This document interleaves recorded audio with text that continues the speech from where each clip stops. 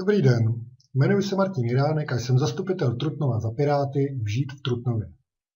Víte, kde je vrch Houska? Kam plánuje město navést asfalt za 10 milionů? Někteří z vás asi ne.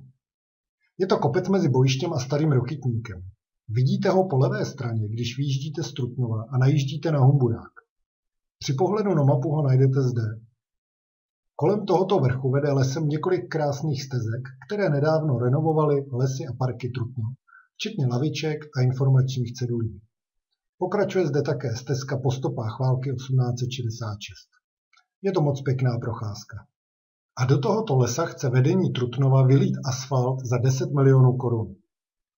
Pojďme si představit hlavní argumenty, proč se má pěkná lesní stezka změnit v asfaltovou cyklostezku a okruh pro inline bruslení a proč si myslím, že je to holý nesmysl. V Trutnovinkách i v tiskové zprávě města obhajuje stavbu stezky za město paní místostarostka Horinová takto. Nová cyklostezka zvýší bezpečnost cyklistů, kteří dojíždí na kole do práce a zároveň rozšíří možnosti sportovního vyžití v okolí Trutnova. Jsem ráda, že stezka bude vhodná i pro jízdu na inline bruslích. To je totiž aktivita, kterou upřednostňuje stále více lidí.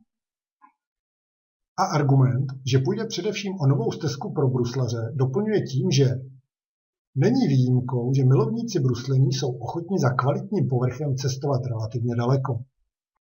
Takže když to rozdělíme na jednotlivé argumenty, asfaltový okruh v lese za 10 milionů chce vedení města, protože lidé, kteří tudy jezdí do práce, to mají nebezpečné. Bude zde vyžití pro cyklisty, bude zde možnost ježdění na bruslích a budou k nám jezdit bruslaři z okolních obcí a měst. Vezměme to postupně. Lidé, kteří tudy jezdí do práce, to mají nebezpečné.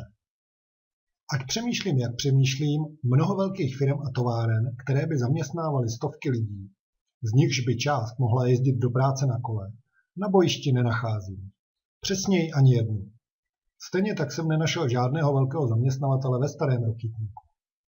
Pokud by šlo o dojíždění do Siemensu, pak mi přijde současná silnice podél síně Bohuslava Martinů jako plně dostačující.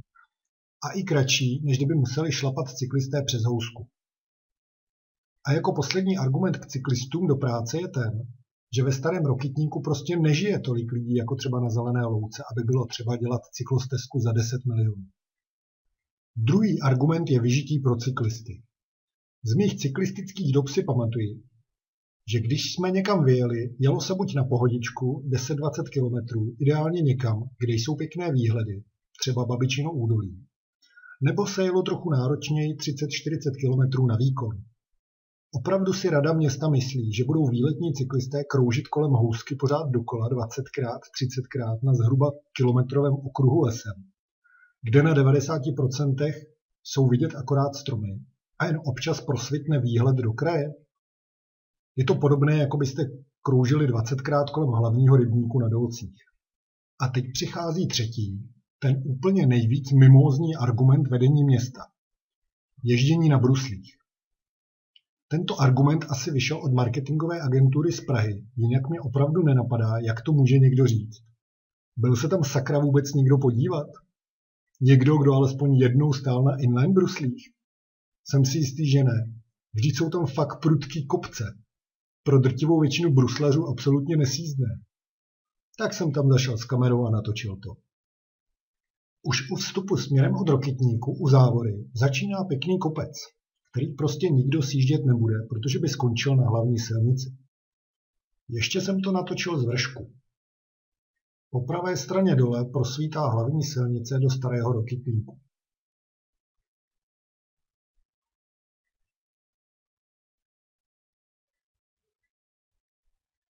Pak je pěkný, rovný úsek, po němž se dorazí na křižovatku, kde začíná okruh. Na jednu stranu je to do kopce a na druhou z kopce. Vydali jsme se do kopce. Nahoře je rovinka, která pokračuje tím nejbrutálnějším kopcem. Toto je záběr, když jste na horizontu, jak se to před vámi dolů pěkně otevírá.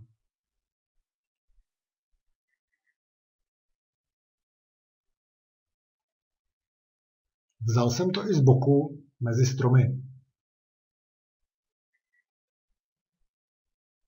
A poslední záběr v tomto místě je ze spoda. Z takřka pravoúhlé zatáčky, kam by se zatáčelo po sjezdu dolů. Tohle bude mít problém sjíždět i bruslařský profík. Běžní bruslaři, se kterými se potkáváme na stezce ze Zelenky k Psímu útulku, to prostě nemají šanci dávat. Natožpak, když by mohli hned za zatáčkou trefit jiného bruslaře, chodce nebo cyklistu v protisměru. Takže když to shrnu, pokud je vedení města rádo, že je to pro milovníky bruslení, tak je opravdu, ale opravdu vedle.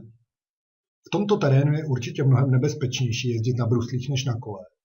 A pokud by tam chtěl běžný bruslař provozovat bruslení, tak má dvě možnosti. Pro ty odvážnější doporučuji výrazně navýšit úrazové pojištění.